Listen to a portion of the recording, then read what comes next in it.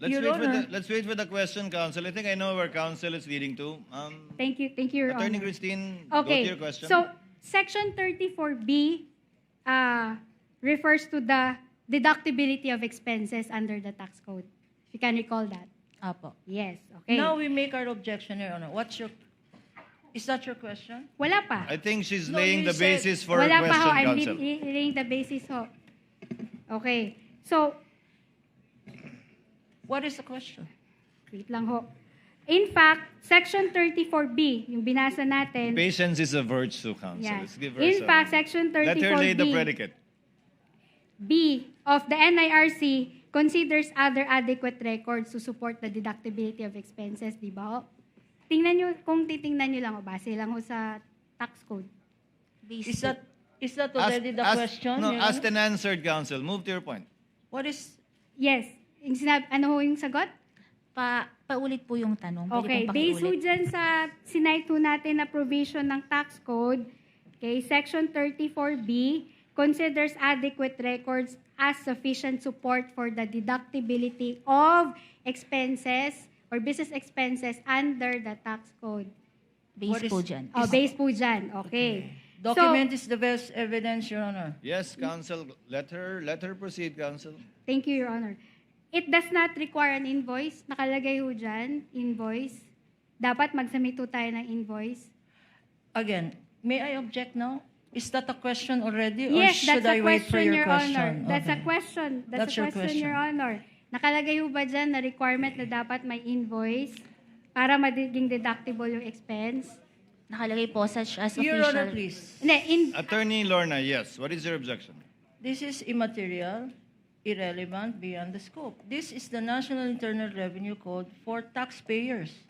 What is relevant here is the payment of taxes, what is allowed as deductions, what are documents allowed to substantiate findings here.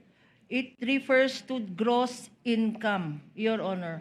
What has gross income have to do with confidential funds Let- of the Office of the Vice President and the DepEd, Your Honor? Since it's 11:55, let the presiding officer go to the point. I think Attorney Christine is going towards. Attorney Silene, nasa tax code, para sa kung namang dahilan o purpose, ay pwede ka mag-present ng adequate records maliban sa resibo. Alam niyo yan bilang accountant. Opo. Sa trabaho niyo po ba ngayon sa COA, sa paghahanap, ayon sa pag-cite niyo ng provision kanina, ng iba pang dokumento bilang suporta sa paggastos ng confidential fund, tiningnan niyo ba maliban sa official receipt, adequate records na ginagamit din naman sa NIRC kung aplikable yan sa COA?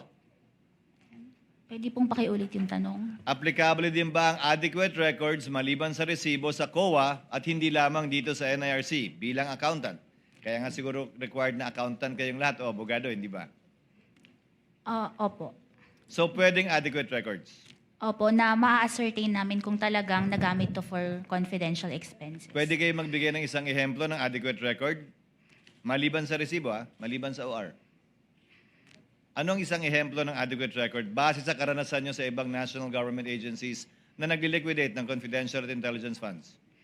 May mga sinasubmit po sila na gaya po ng acknowledgement receipt at saka po yung mga reimbursement expense receipts po. So yan yung papasok sa adequate records na katanggap-tanggap para sa inyo maliban sa official receipt. Kasama na rin po yung official receipt. Pwede Yun po. bang gamitin ang other record, adequate records sa pagbili ng bagay-bagay?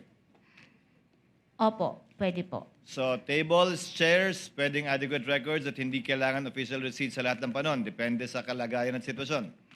Pero po kasi ito po ay nagpe-pertain sa purchases. So mas sufficient po sa amin kung maipapakita yung sales invoice at official receipts po. Pero posible bang may adequate records yon o wala?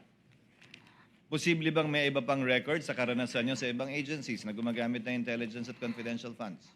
Resibo lang po talaga para mapatunayan namin na talagang binili yun for tables and chairs. Pag-purchase, Opo.